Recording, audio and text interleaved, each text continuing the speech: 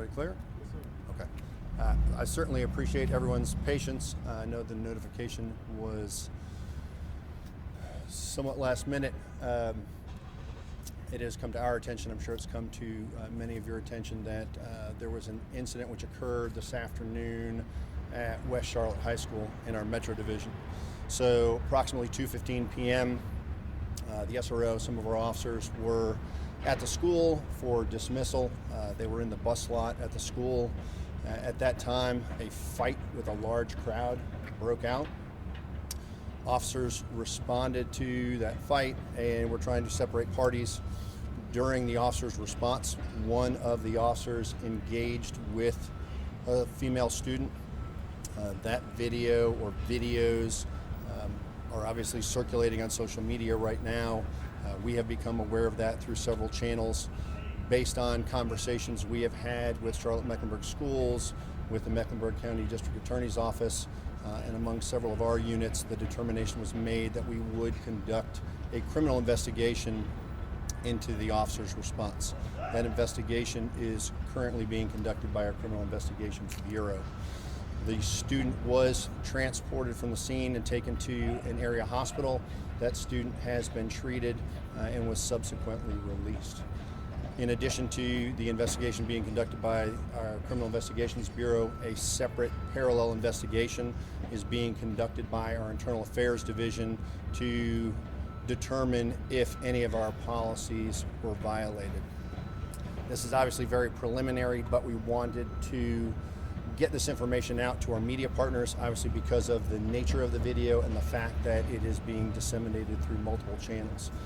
I can take some preliminary questions, but again, the investigation is currently being conducted, so the information is limited. Can you tell us what the officer's status is right now? That officer is being placed on administrative leave pending the outcome of the investigation.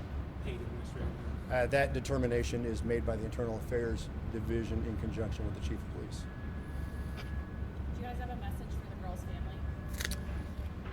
Well, we're certainly interested in speaking to any witnesses that are out there. We have multiple witnesses, both from the school and from the police department, who are working with us currently. If there were people who are present, if there are people who have video that may not be circulating virally, we are interested in seeing that information. As always, that information can be shared with us anonymously through Crime Stoppers, 334-1600. If you would like to speak to a detective directly, you can contact us at 704-432-TIPS. But there is nobody that was there that has a point of view that may have a few seconds of cell phone video that we're not interested in. We would like to talk to anyone who is present, whether they be a student, whether they be a neighbor, whether they be a staff member. Again, if anybody has cell phone video, if anybody has video from their homes or their cars, we are absolutely interested in viewing that and would love to have the opportunity to speak with those individuals.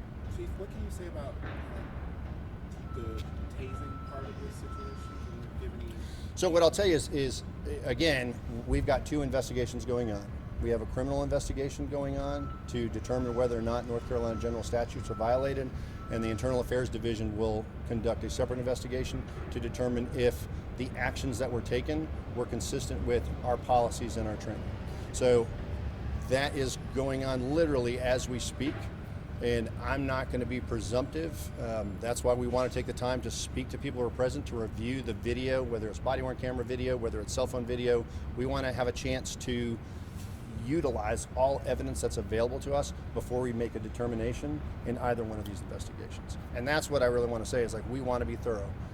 If there's a family member who'd like to speak to us, I assure you we would like to speak to them. If there's a staff member that wants to speak to us, we want to talk to them. Student, I don't care who you are, you know, you go to school every day of the week, you go to school 2 days a week. If you were there, we are interested in speaking to you. We are interested in looking at video you have. And you can contact us anonymously. Absolutely understand people's desire for privacy and anonymity. They can contact us through Crime Stoppers, 334-1600. Or again, if you'd like to speak to one of the Criminal Investigations Bureau's detectives directly, they can contact us at 704-432-TIPS. Can you give any detail on what or how SROs are trained to handle physical altercations among students? That is a much larger question in scope.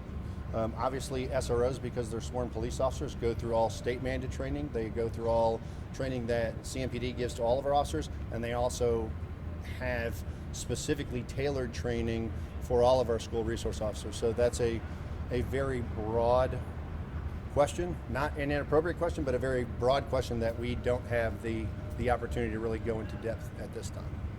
All right.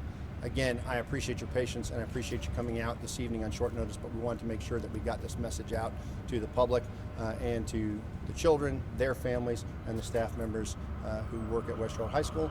And again, to all of our officers, you know, we're not coming out here with a predetermined conclusion. We are going to review everything in regards to the CIB investigation as well as the internal affairs investigation.